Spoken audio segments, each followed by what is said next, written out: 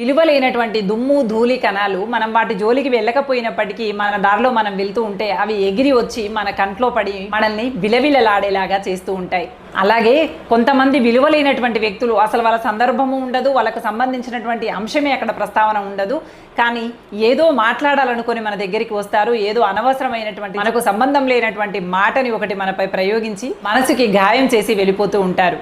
అలా మీ మనసు ఎప్పుడైనా గాయపడితే ఒక్కటే మాట గుర్తుపెట్టుకోండి, వీళ్ళు దుమ్ము కణం లాంటి వాళ్ళు.